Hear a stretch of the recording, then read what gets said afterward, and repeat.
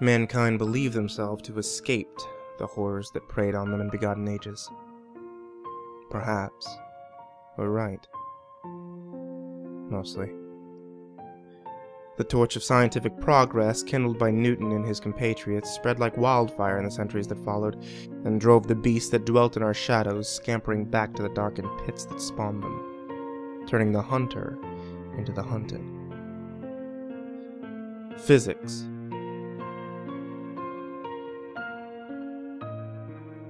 The idea that our world operates through universal and comprehensible laws, castrated the secret magics that had once left kings and peasant children alike shivering in the terror of all-concealing night.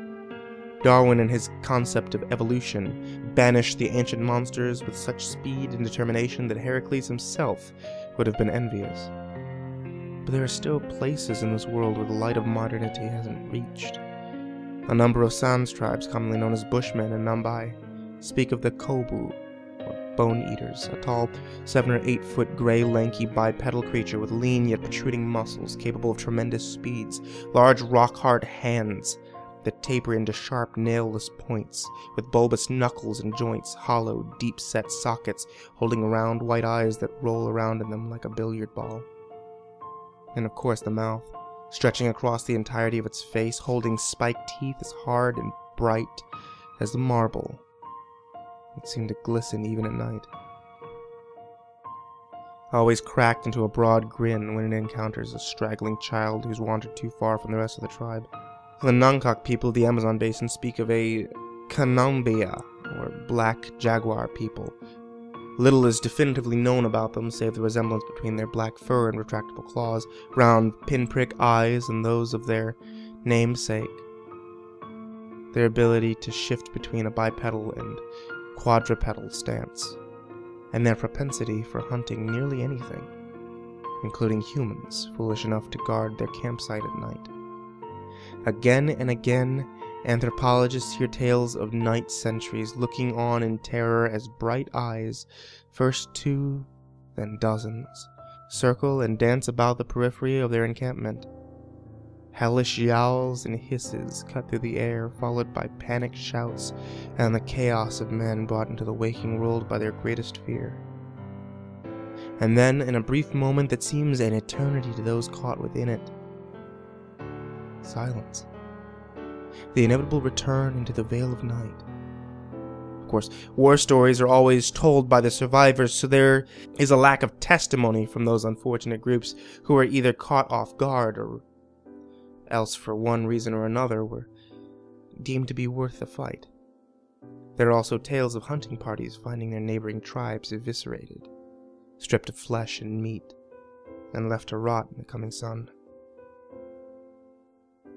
But these stories will have to wait for another time. I come to you not with a tale of some hidden crevasse deep in the heart of the wilderness, but of that endless sprawl that surrounds all of humanity's achievements. The last great uncharted territory. The ocean.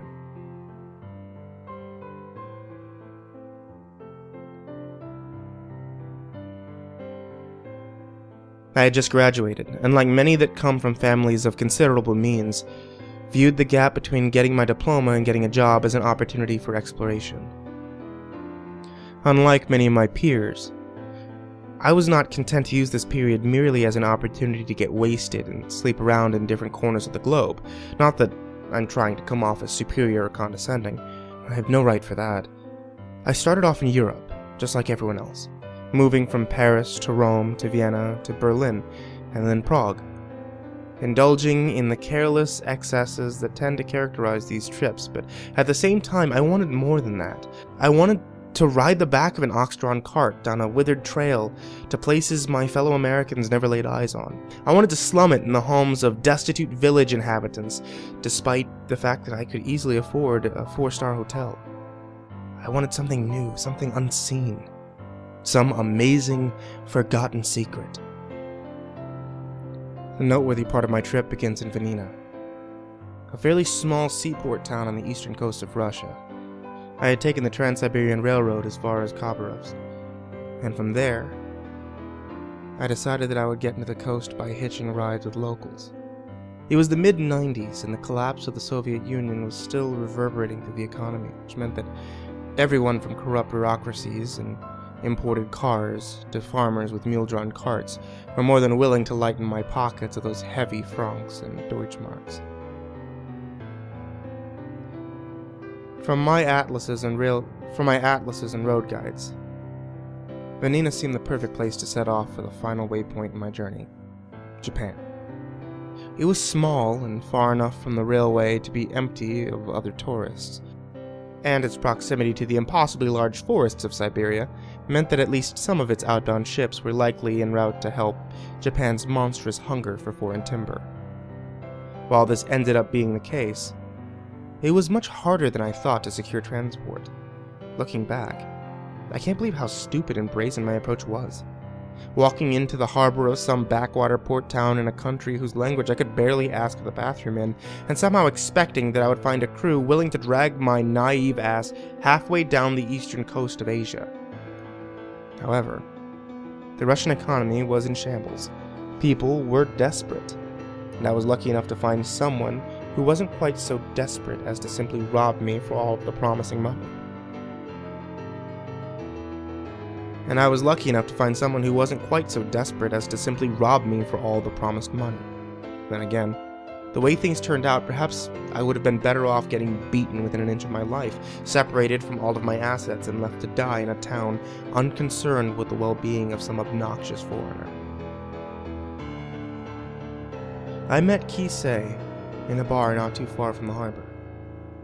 I had spent many hours in that tavern, a fairly typical Russian bar with wood paneling, high tables, and way too many pictures hanging in way too close proximity to each other. I had refined my intelligence gathering technique until it began to take on a ritualistic quality. I went through the motions of this ritual as I always had. Buy him a drink, first to warm him up on the idea of chatting with an American, find out if he speaks any English, if he works on a boat, and where he's heading. He was short, even for a Southeast Asian, and judging from his attire, he had done quite a bit of traveling.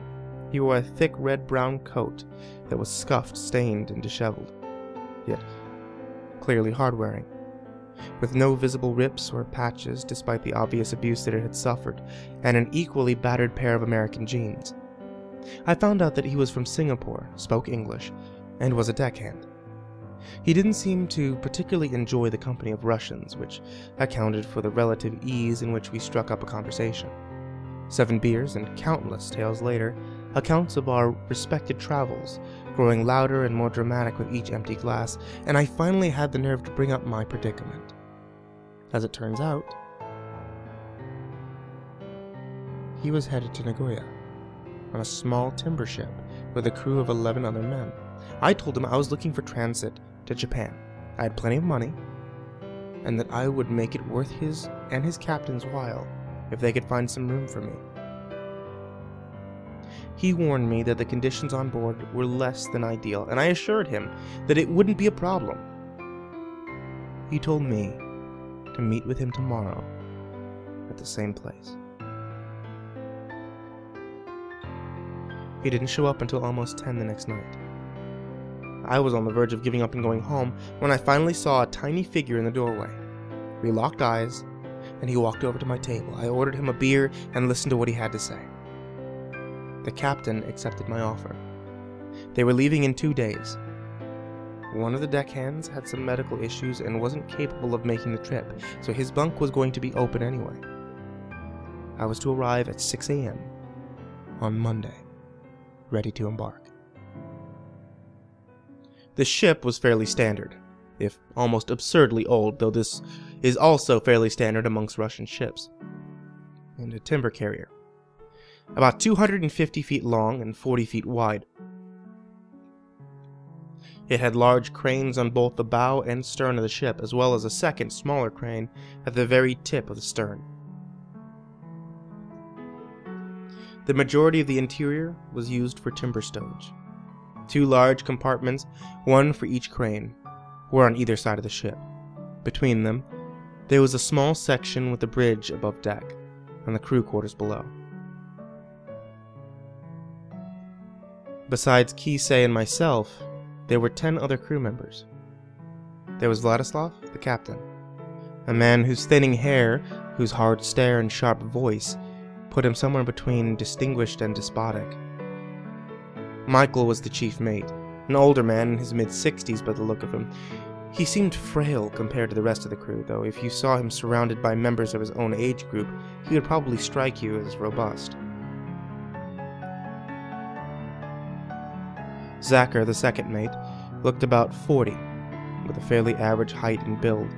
Depending on the time of day, there would either be a slight tremble in his hands, or else a faint redness in his cheeks. But I'd often see Vladislav and Michael debating with each other.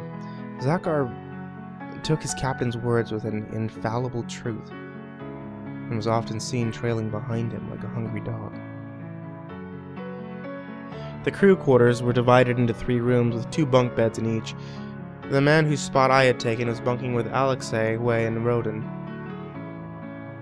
Alex was chief engineer. He had neatly cut brown hair and a nose that you could tell had taken more than a handful of punches.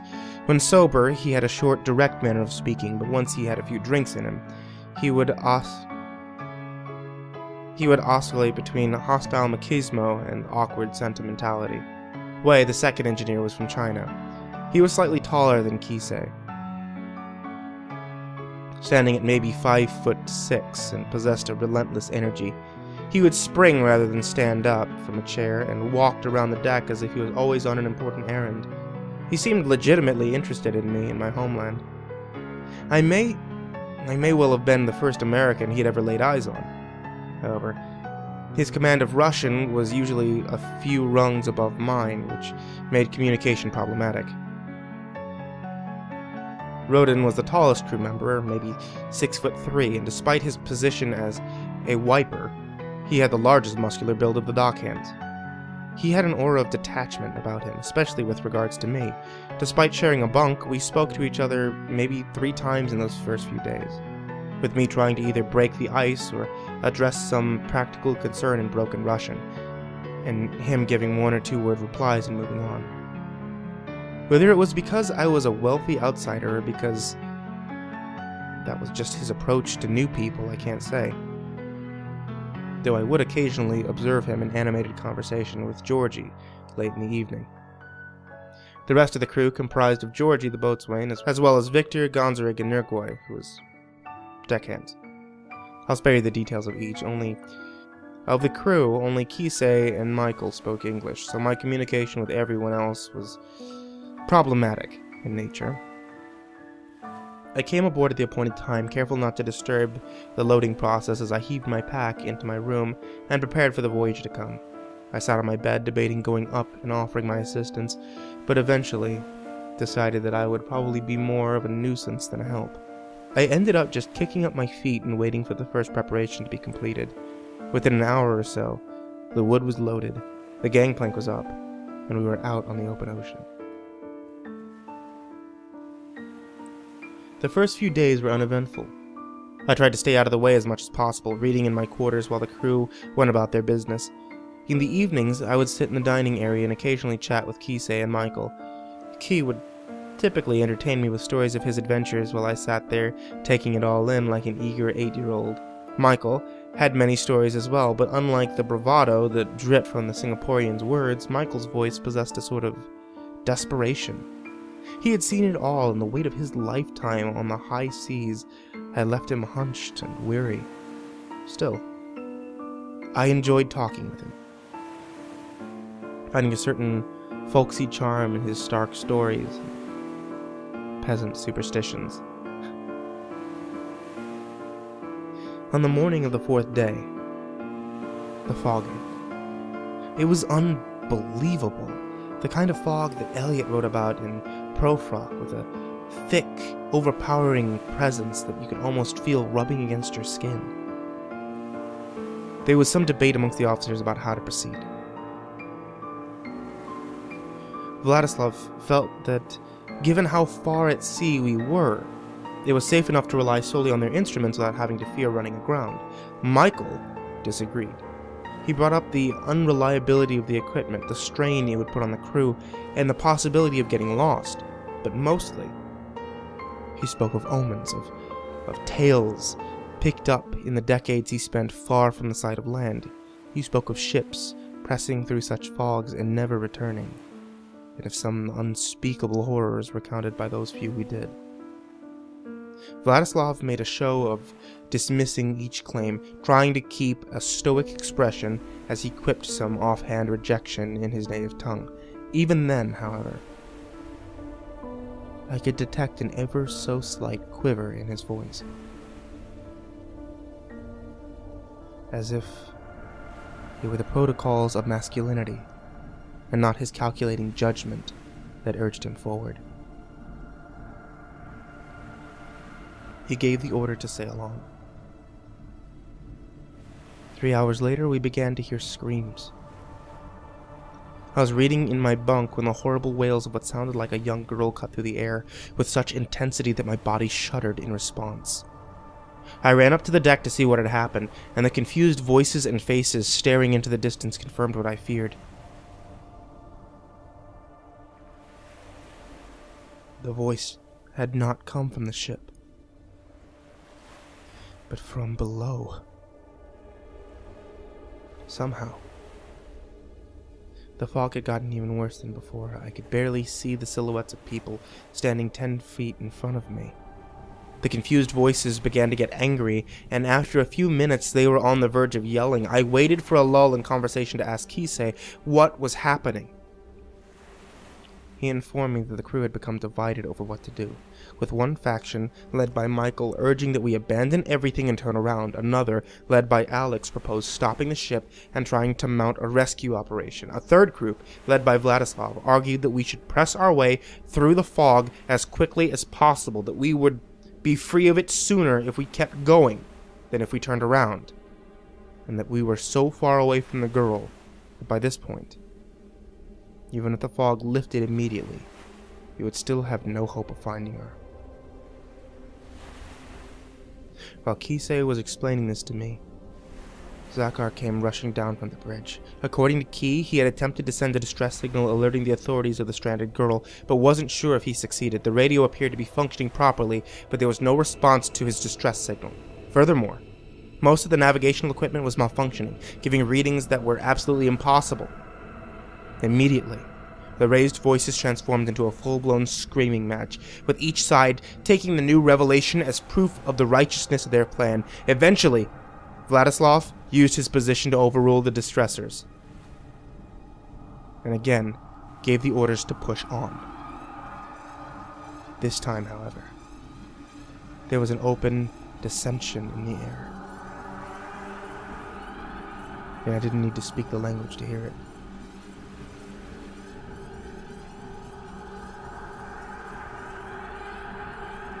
Onward we drifted into the infernal shroud.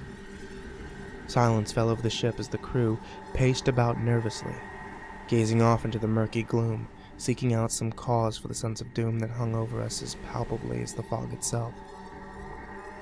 It did not take long for the ocean to give its answer. Those screams, those horrible screams, at once roaring with untold power and yet quivering with all too human pain. It was as if every minute permeated of human suffering, joined together in a demonic cacophony. Men, well versed in the pains of violence and hunger, fell to their knees like innocent children, tears bursting from their eyes and fear erupting from their mouths. Up and down, both port and starboard we ran. The cries seemed to have no definite origin, yet we somehow knew their source lay below us. Suddenly, there was a commotion at the other end of the ship. I ran over and saw Victor and Michael in a ferocious argument. Inscrutable words, drenched in fear and rage, flew back and forth as the fight began to shift from one of words to one of blows. Victor suddenly dashed towards the railing. Georgia Nirgoy was trying to restrain him, but swift elbows sent them reeling backwards, and in an instant he was gone. Michael shouted orders as I ran to where he had jumped. The waters below were empty, save for the ever-present swell of waves.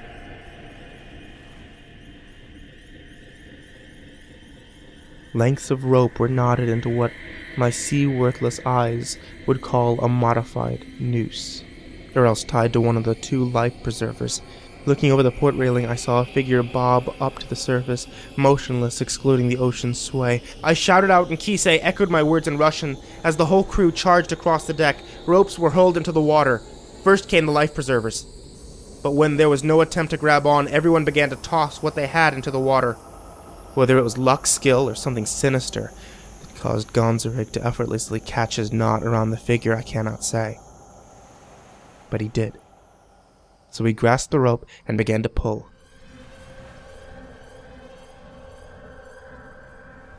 Looking back, there's one thing that strikes me about this rescue operation. Perhaps we were too caught up in the madness of the moment to think about it. Perhaps the fog was too thick for us to notice, but I find it shocking that nobody realized, as we rushed about trying to save our fallen comrade, that Vladislav and Zakar were sitting in the bridge, ignorant of what was transpiring. It did not occur to anyone that as we scrambled to save the lone figure floating alongside us, our ship was speeding through the fog.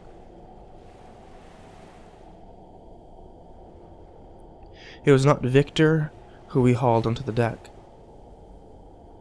but the body of a woman. We dragged her up, and as she crested the railing, a sense of trepidation grew within us. At first, we were not sure precisely what was wrong with her, though. There was no doubt that something was amiss.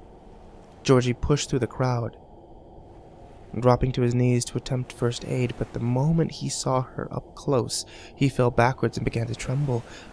A wave of shock rolled through us as one by one we got close enough to see her.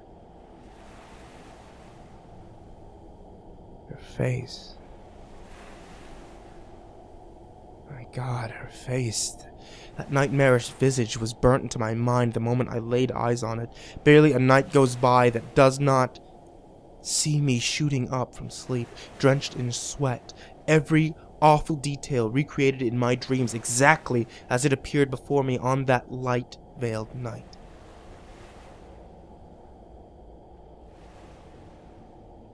The facial expression of horror exists at the most extreme limits of human body language.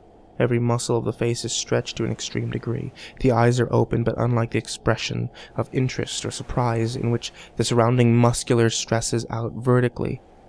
When we experience horror, our muscles stretch back from the eyes in every direction, as if the very face itself is trying to escape from what the eyes are seeing.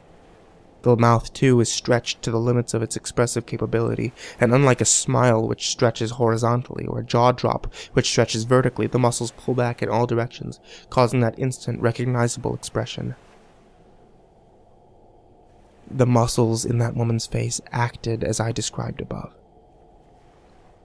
But somehow, they had stretched beyond anything I've ever thought possible.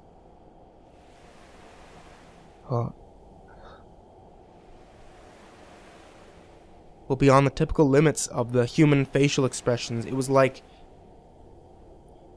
she experienced something so horrifying that her face was forced to contort in ways no face had ever done before. Or perhaps like it was stretched in terror for so long that the muscles involved had developed a strength unknown to the rest of humanity. Once we had gotten over the shock of her face, we began to notice other strange things about her. When we were brought up to her, we had thought her to be elderly, due to the wrinkles that covered her body, but then we began to notice some strange inconsistencies, like the way the wrinkles of her face curved to avoid patches of acne. There were a shocking number of cuts, scrapes, and bruises along her body, while there is a certain amount of injury to be expected in the survivor of a maritime accident. What struck me about these were how evenly they were inflicted across her body. There was not a 1-inch patch of skin unmarred by some kind of laceration. Fresh cuts sat atop an intricate web of scar tissue, and her skin formed into miniature X's wherever a fresh gash happened upon one that hadn't fully healed. Some holes offered windows into the world of organs and muscle within. Scrapes ran across her body in perfect curves, like an intricate line pattern. Fingernails and toenails ran the spectrum from nearly full to entirely absent, with blistered skin suggesting many had been recently ripped from the socket. Looking at her, it was impossible to escape the notion that these injuries were done by a calculating, sentient mind with the aim of inflicting as much suffering as possible. Actually, there was one place on her body that was slightly different from the rest. On the small of her back, there was a large circular hole, much larger than the others, about 2 inches in diameter. There was nothing separating the spinal cord from the outside world, and there was an odd spiral pattern that seemed to have been carved into the bone itself. While we were deeply shaken by what we had seen, Michael in particular was profoundly disturbed. He had fallen to the ground, rolled onto his side, and his voice seemed completely devoid of expression. I knelt down next to him and placed my hand on his shoulder, despite something deep inside of me knowing it was a lie. In a calm voice, in as calm a voice as I could muster, I said, "Relax. We're safe as long as we're on the boat, and it can't be too much longer until the fog clears." There was a long pause as he stared at me, the way a worn-down first-grade teacher might stare at a student who's confidently proclaimed that he had figured out a way to get rid of war and violence. "All we have to do is take all the guns and knives away from all the bad people." "No," he finally said. "We are not safe. We will not flee her." "What do you mean?" I said incredulously. "Who the hell are you talking about?" "She is the hunter. The cruel one. She has picked us as her prey. We will not escape."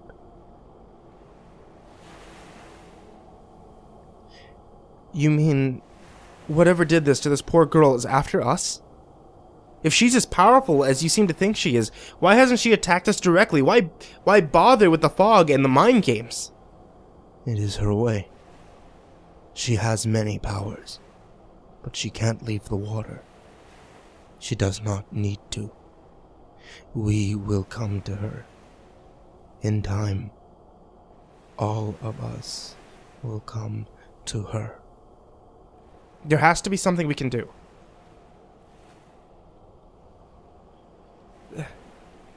If she can't leave the water, then we should be safe as long as we stay on the ship. We can turn around. This fog can't be everywhere. It can't go on forever. If this fog really does stretch farther than we can sail, then the whole world would know about it by now.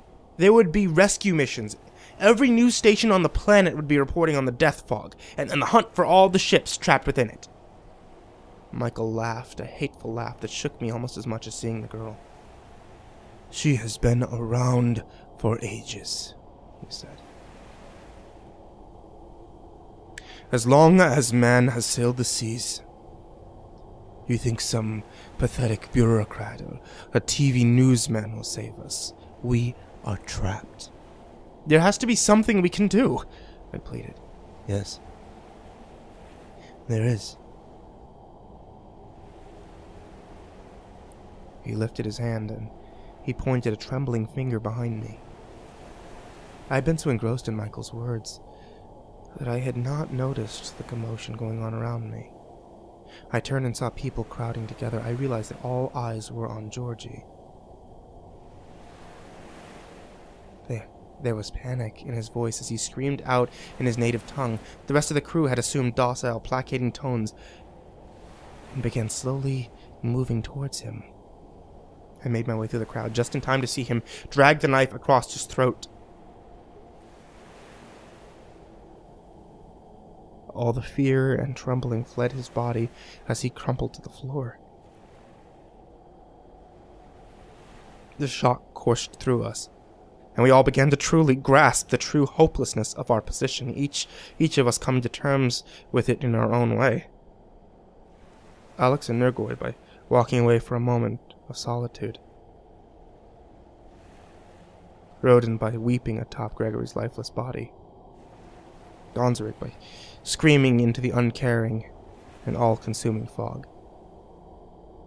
The rest of us stood motionless like a rat on the talons of an eagle, utterly aware of the futility of struggle.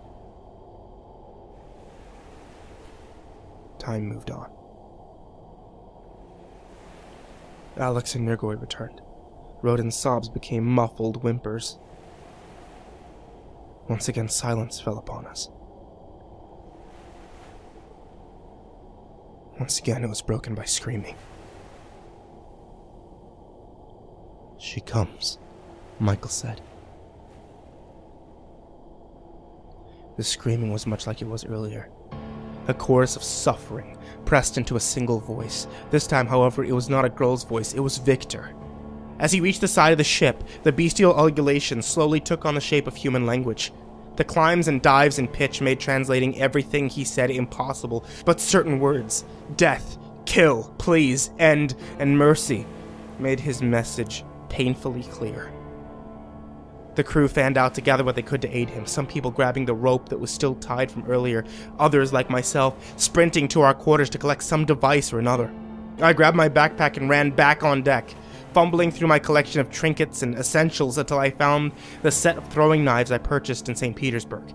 I ran to the railing and did my best to aim at my target, a body at once familiar, yet at the same time so contorted in agony that it seemed entirely unknown. Most of my shots were wide off the mark, but even the few that weren't proved just as useless. Every time something came close enough to potentially end his misery, he would be dragged under the water only to emerge moments later. My ammunition exhausted, I watched as the rest of the crew fared similarly. Even Alex, who had the foresight to tie his machete to one of the lengths of rope so that he could retrieve it, eventually came to realize the futility of this game. When he realized his best chance was to try and sever the long tentacle hooked into Victor's back.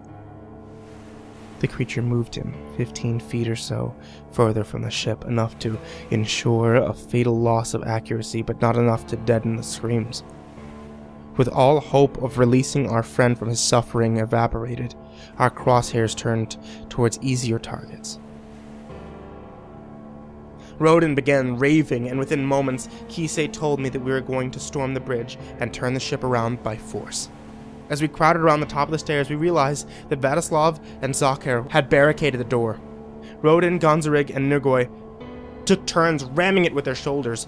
Wei ran off looking for an improvised battering ram, while Kisei and myself went to the deck to see if we could climb up and talk to them through the forward window. Perched precariously on the small ledge running across the second-floor window, we saw two wide-eyed men who seemed on the brink of delirium. They were intently gazing at something out on the horizon, and when I had carefully twisted myself around, I realized that we were sailing directly towards a single point of light cutting through the fog in the distance. "Don't you see?" I yelled, with Kisei dutifully translating. "This is obviously a trap!" A furious burst of Russian, followed by Kisei's English translation. "We will be free. This nightmare will be over. There is lighthouse ahead. Or a rescue ship, no doubt." "She's toying with us! This is all part of her mind games. For the love of God, don't sail towards the light!" "They will rescue us.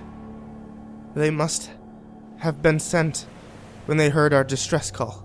For all we know, our distress call never even went out. None of our equipment has worked since we've been stuck in the fucking fog. They are coming to rescue us. You will see. You will thank me when this is over." This continued for some time. Eventually, we realized that there was nothing that we could say to get through to them. We climbed down and walked over to where Michael was staying, and laid down next to him, resigned to our fate. Victor's screams began to die down, or else we were just too numb to notice them. As the light grew larger and larger, the continuous banging let us know that the efforts to break down the door had been just as pointless. I turned towards the sky, trying to see if I could get one last look at the late afternoon sun, but even this was foiled by the merciless fog. Somehow I began to feel tired. My eyelids drifted and closed. I wondered how long it had been since I slept.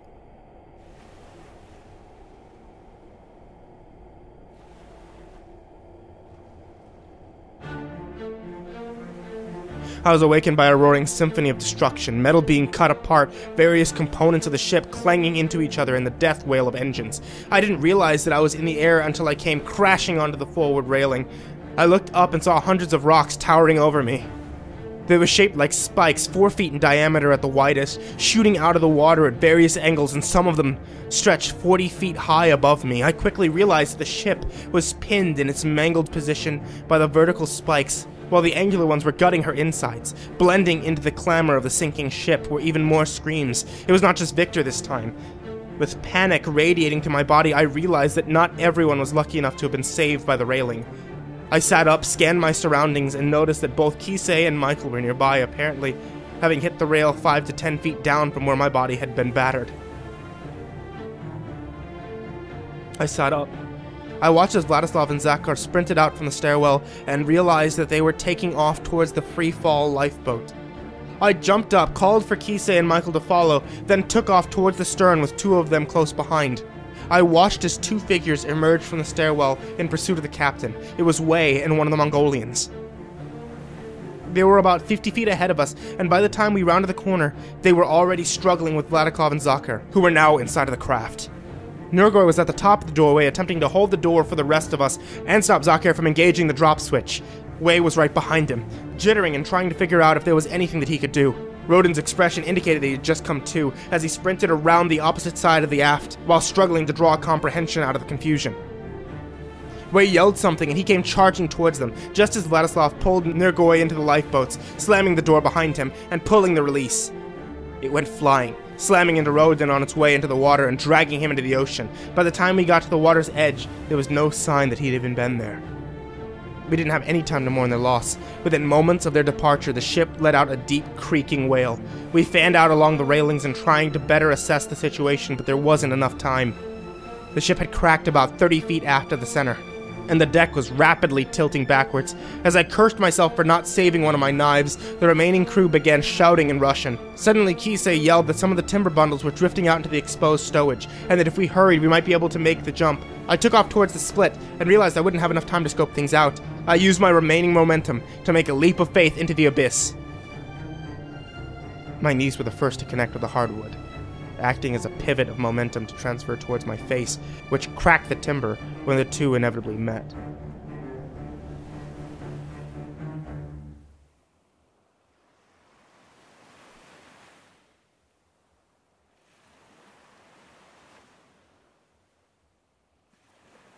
I spent the next few moments in a daze, oblivious to the chaos that surrounded me as I assessed the damage. My nose was badly broken, and one of my front teeth was hanging by a thread. I mourned the loss of my first aid kit, until I lay down and felt my backpack prop me up. I dug out the kit, stuffed some gauze into my nose, and then laid back and rested my eyes for a moment.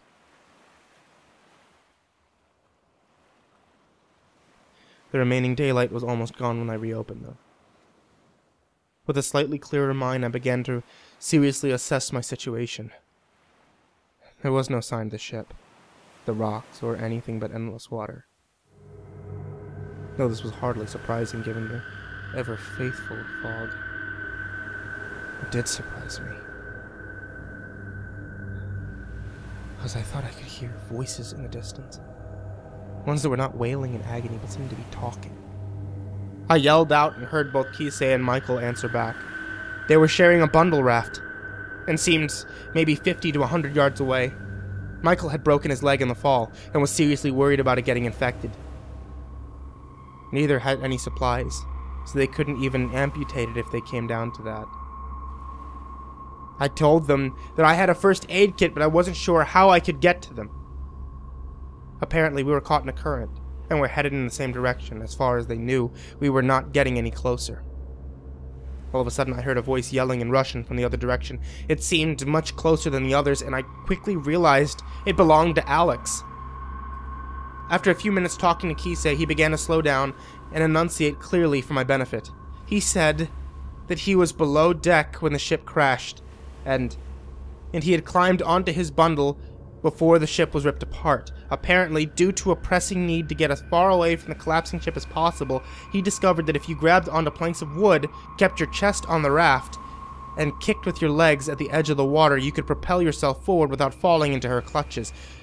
I was naturally hesitant and made no secret of this fact. But I began to hear a rhythmic splashing sound in the distance. I dug through my pack, found my flashlight, and shined it at the source of the noise. I saw another makeshift lifeboat emerge from the darkness, with a man spread halfway between it and the water. Michael had understood enough of what was happening that he began to plead for me to come as quickly as possible. Concern for my friend surpassed the last remnant of my fear, so I took off my pants and found a good spot on the raft with beams of timber that stuck out enough for me to grab hold. I gripped the wood, and as I stuck my leg in, an odd feeling I couldn't quite identify struck me. I grabbed my flashlight and turned it to the ocean. The light glided across the inky water before finally stopping. I had a massive pair of bulging white eyes almost directly under me.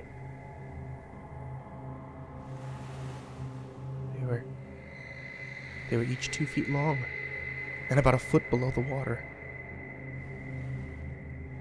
Entirely white save for 2 pill-sized black dots that slanted inwards and rose trembling out of their sockets with a wild excitement. I moved the light towards the raft, and at the exact place my feet were about to enter was a perfectly round, gaping mouth.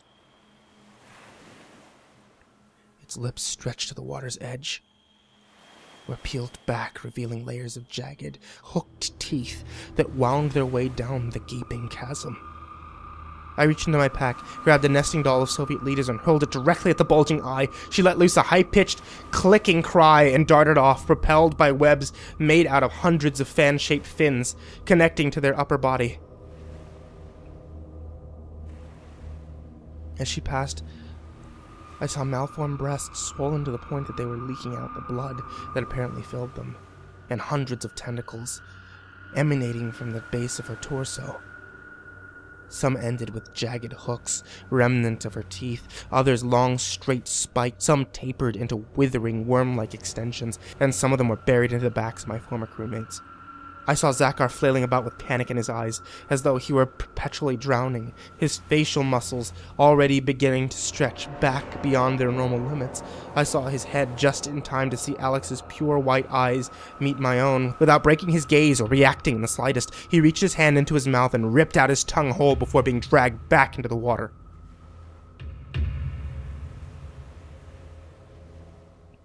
The next few days were spent drifting in and out of delirium.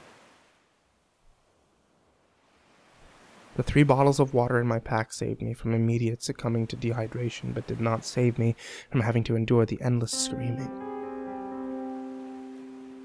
Some came from her toys, and some came from Michael and Kisei. On the first day, they pleaded with me to find some way of joining them. On the second day, they rained down curses on me for abandoning them.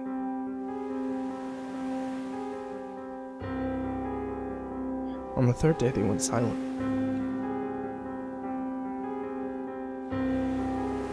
Early on, I tried to reason with them, tell them there was nothing I could do. But when men stand at the brink of death, reason begins to lose its power, and after the third day, I too was out of water. I laid there for what felt like ages, waiting for the merciful hand of death.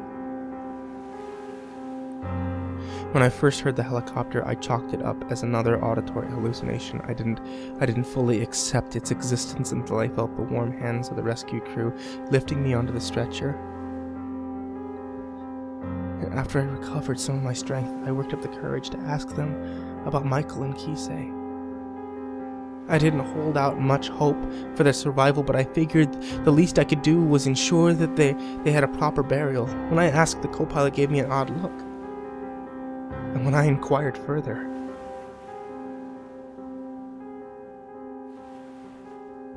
he told me, "You were the only one. We checked all the other wood piles. They were totally empty. No clothing, no waste. No sign that anyone had ever been there." at all.